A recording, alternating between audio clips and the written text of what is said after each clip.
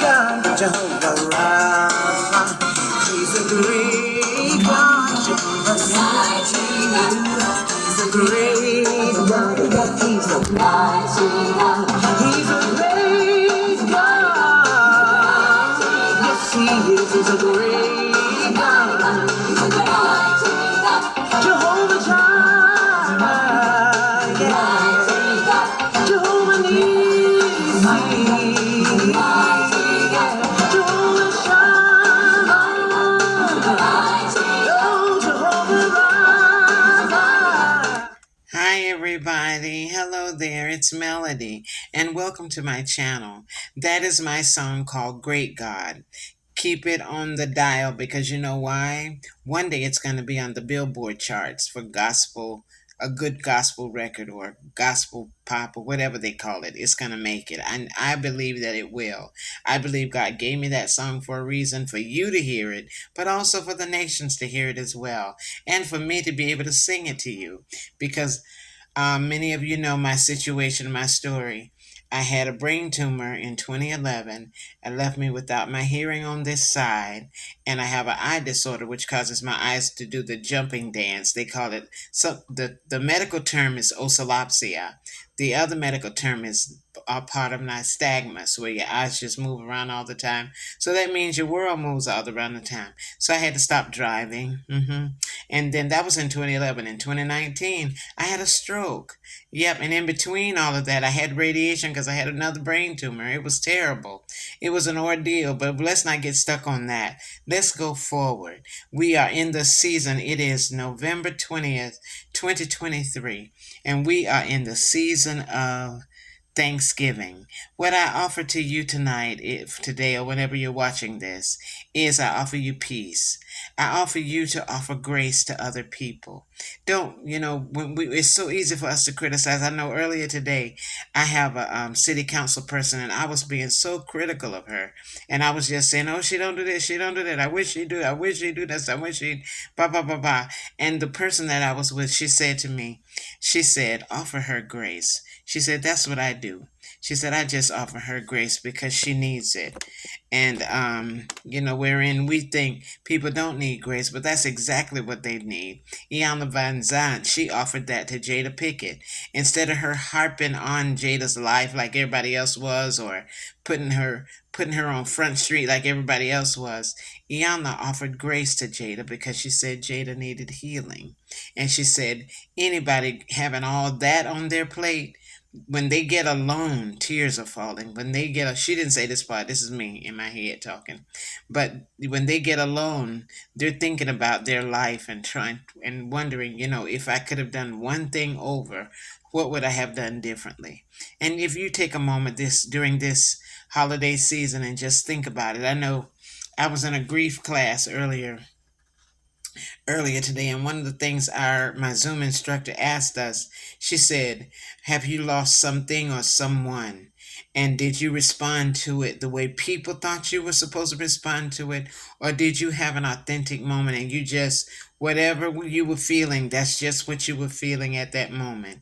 And you didn't let your emotions be dictated by somebody else. Because people say, oh, you lost this, you lost someone close to you, you're supposed to cry. Oh, you lost somebody tragically, you're supposed to about to lose your mind. But that may not be your situation. Your situation may be that you are able to keep it close to the vest. And like Mary did when she found out she was pregnant with Jesus, instead of her running telling everybody, she pondered those things in her heart. And that might be what you do. So I offer peace to you. And I pray that you are able to find a spot where you can meditate and you can enjoy and encourage yourself, where you can look in that mirror and talk to that person in the mirror and say, I love you. We've been through a lot, but you've made it. You've made it through it. And I'm not going to be out here long, but I did want to close with this. Oh, let me tell you this. Sherry Shepherd on her show, she did this thing where she talked about the old school and the new school. She said when the new school, young people start talking today, old people don't know what they're saying, like people my age, 65 and up. We have no idea. We have to ask them, what is that? You explain yourself. But she said, because like when they say, you ate that, In my world, that means you ate all your food off your plate. You did what you were supposed to do. You finished the plate and it was good.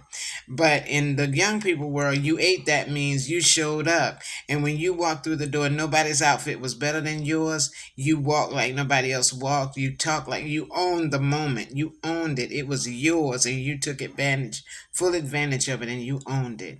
And that's what I ate that. And then my mother used to say things like, it's a dead cat on the line. Somebody be talking. And she's like, dead cat on the line. What does dead cat on the line mean? Well, in the old school dictionary, it means that somebody lying. They looking right at you and they talking to you like it's the truth, but something ain't right with what they saying. Watch their eyelashes. Watch how their shoulders are. Watch their body language. Just a dead cat on the line. Somebody lying.